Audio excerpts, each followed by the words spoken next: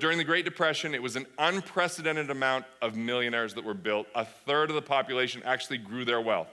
Why? It comes down to when you get sucked into a recessionary mindset, thinking about scaling and cutting back, you start destroying relationship capital, you don't develop your mental capital, and your financial capital becomes elusive. It evades you, it leaves you.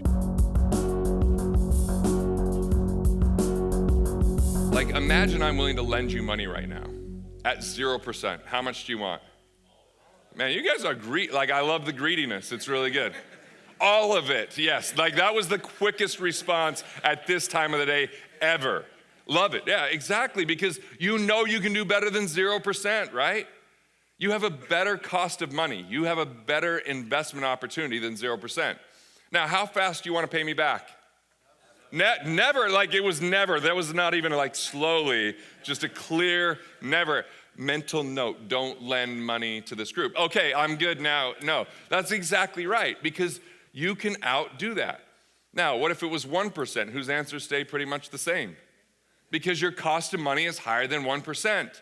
But if I said 20%, whose answers drastically change? Because all of a sudden, that's pretty expensive money. So you want to measure everything based upon your cost of money. What can you get and what are you paying? So for me, I have the money to pay off my mortgage. I choose not to because I can earn more than the 4% that it's costing me. But at the same time, I have a cabin that I paid cash for because I'm just like, I don't want the hassle, and it just kind of feels good to have it paid off. One is an economic decision, the other one's a peace of mind decision. But it's really important to know this because it helps you be in the driver's seat with making your personal finances personal again. Knowing your cost of money, then looking at your cash flow index, and then looking at your loans, and then restructuring those loans, paying off the inefficient ones, and then only paying extra to one loan at a time. Is this helpful? Things that you could put on the ground and that you could implement to improve your financial life?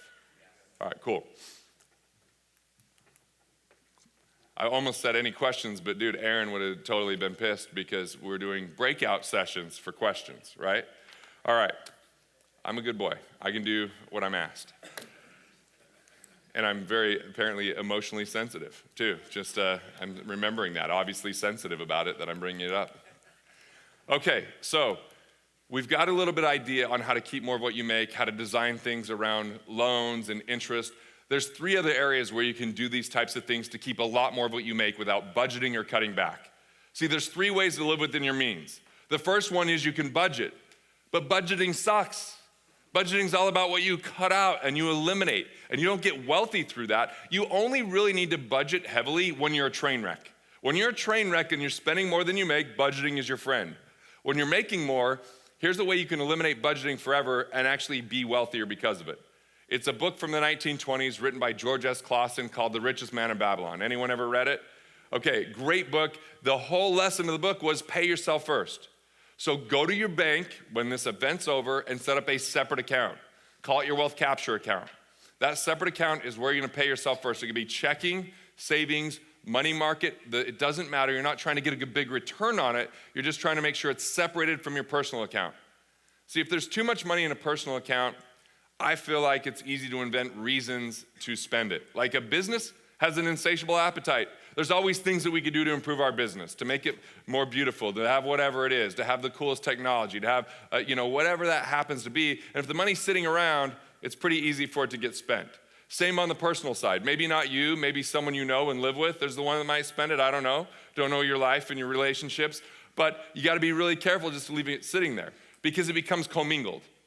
And since I heard a milk analogy earlier, imagine you have a glass of milk and then you pour some chocolate into it and then you stir it. That's now commingled. You're not unringing that bell. So it's gonna be really hard to make that back into regular milk. Same thing happens with your money. Don't commingle it. Set up this separate account and pay yourself first. Now the percentage to pay yourself first, this is not of your business revenue, this is of your personal income. When you're paying yourself is 18%.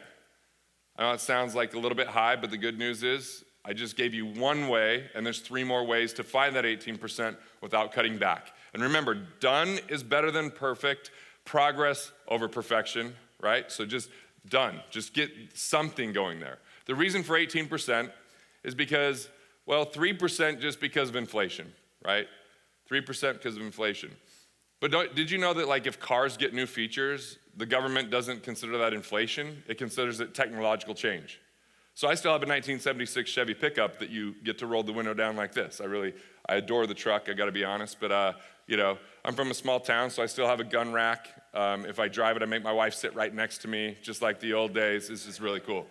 The kids call it the crazy truck just because it has the worst suspension you've ever seen, but it still sounds awesome. So anyway, and I actually can't even fix that. So imagine putting me in today's technology of vehicles. Thank God you guys exist. Like, I'm the perfect client. I just want to pay the money and have the stuff taken care of, right? There's no haggling. It's just, I know I can't do it myself. And if I even tried, things will break and things will go really bad. So 3% for inflation, 3% for technological change. Because we buy things now that didn't even exist in the past. Anyone in here not have a cell phone? Yeah, so cell phones, like even the homeless people have cell phones now, right? Like it's just a must of life. So like cell phones, that's just a technological advancement. Another 3% is for something called planned obsolescence. Planned obsolescence is like, we moved into a house that had a Viking dishwasher.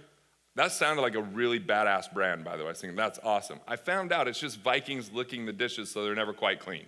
So we had to replace the dishwasher with a new one. That's planned obsolescence. I'm not necessarily better off, I just had to have something that worked. I was also informed we can't move into a new home with an old washer and dryer. Didn't know these rules, figured them out later, but that's planned obsolescence, right? We're just replacing things, not necessarily better off.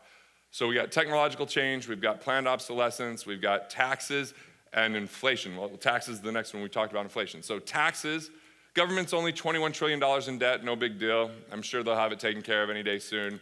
Who thinks taxes could potentially go up in the future based upon that? Yeah, so what if taxes go up in the future? We need to have a little bit of a buffer for that. So that's another 3%, getting us to 12%. Now, the next two are my favorite two. The next 3% is propensity to consume, which more simply said is, a luxury once enjoyed becomes a necessity, right? A luxury once enjoyed becomes a necessity. Just think about how I grew up in a small coal mining town, and what I didn't know then that I know now, I can't go back.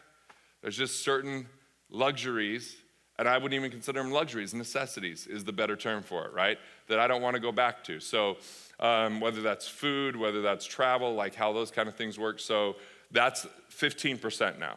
Now, part of that 15% is how you handle your loans. It's going to be the other key categories are going to be your taxes, because 93% of business owners overpay their taxes, and not by a little, typically by a lot. And that's all bottom line cash. Or investments, there's a lot of hidden fees, unnecessary commissions, non-performing pieces that can come back into your life. Or insurance, there's plenty of duplicate coverages and improper structure. And if we can find that money and put it back, it helps you get to this 15%. And then you actually set up one more account for the last 3%. This is called your living wealthy account.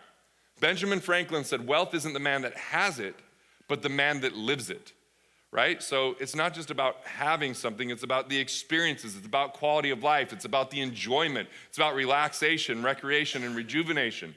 So having this other account, if you hit your 15%, then you put 3% in it, and it's just for guilt-free spending. Guilt-free spending. Now, it's important to know there's 4 types of expenses. The first type of expense is a destructive expense. Like, I'm pretty sure heroin's always destructive, so you should probably not have that, right? That's a good one to eliminate, but destructive expenses would be like borrowing to consume. Destructive expenses would be putting you into actual debt, not just having a loan, and having no asset to back that. Want to get rid of a destructive expense. The second type of expense is a lifestyle expense. The rule for a lifestyle expense is you pay cash. Don't borrow to consume. Pay cash for lifestyle expenses, with the exception of maybe 2 things. A home and a car. Even though a car is a depreciating asset for most, it's still something that's pretty useful to get around, and if you don't have the cash to pay for it, waiting for that might cost you more than just borrowing the money. Or a home, even though you might not be getting cash flow from the home, at least there's an asset attached to it. So those are 2 areas that are more lifestyle expenses that you may choose to borrow. Everything else, pay cash for. You want to go on a trip, want to buy a cool toy, like pay cash for it. The third thing is a protective expense. We hear all the time about a negative savings rate in America, that people aren't saving enough money. That's not true. People are saving money, they're just not prepared for financial surprises. And all of us are in store for financial surprises. 90% of those don't have to derail us if we plan properly. So a protective expense is enough savings and liquidity. Before you invest a bunch of money, have 6 months of expenses set aside in your savings account so you have staying power, so you have a peace of mind fund, so you're not one incident away from having to borrow money or go backwards, right? Or create unnecessary stress that you lose sleep or you get overly frustrated and bitter about it. Like, have that liquidity. When I was a kid, my dad said that when money burned a hole through my pocket, right? Because I wanted to spend it as soon as I had it. And so it's good to change those habits and adopt more adult behavior to say, I want to have enough savings that if there's a health issue, a family issue, a business issue, I can handle it. I've got money set aside. Even more importantly, the real way to wealth when it comes to your finances is going to be in the transfer of wealth that's happening over the next few years. We're going to hear about tons of losses in the market and in real estate. And the people with the most cash during that time are going to make the most money in the shortest period of time. Everyone else try to do it over the long haul. The other people get to make money right out the gate. So when everybody else is in a cash crunch and out here learning about this stuff, there's going to be opportunities. Will you be able to capitalize on those opportunities? Don't worry if you're not earning a high rate of return on your savings account. Nobody is. But the bottom line is having that cash there allows you to produce differently and capitalize on things when they come your way. So build up that liquidity, build up that safety net. There's not a lot of people getting paid, if any, for commissions for you getting a savings account set up. That's why it's neglected so often. Make sure it's in a separate account. So this Living Wealthy account, you just get to spend it on things that are not destructive. They're for lifestyle expenses. Protective expenses aren't overly exciting for your Living Wealthy account. Make sure you have those handled. And the fourth type of expense is the game changer. The fourth type of expense is where the wealth really comes from, and that is a productive expense. An amazing employee is a productive expense. A great coach is a productive expense. The right technology is a productive expense. You put in $1, more than $1 comes out. You want to continue to increase those as long as you can manage them. When the recession hits, which we're in the second longest period since a recession, when it hits, a lot of people are going to cut back. And let's just use 2 organizations as an example. There was a time where McDonald's only had twice the market share of Burger King. Like it was like 6% to 3%. And then a recession hit. And Burger King, they decided we're gonna hunker down, we're gonna cut back, we're gonna just reduce costs, and they reduced tons of productive expenses. McDonald's said we're gonna invest our way through this. We're gonna buy more real estate that we can afford now because we couldn't afford it before because of the price on it. We're gonna advertise even more, we're gonna keep our menus, the price is the same, and we're not gonna fire anyone, we're gonna actually double our marketing. And they went from 6% to 51% during that time. Right? So it's a production mindset, a productive expense. And if you cut the wrong expenses during the wrong time, you actually start to shrink.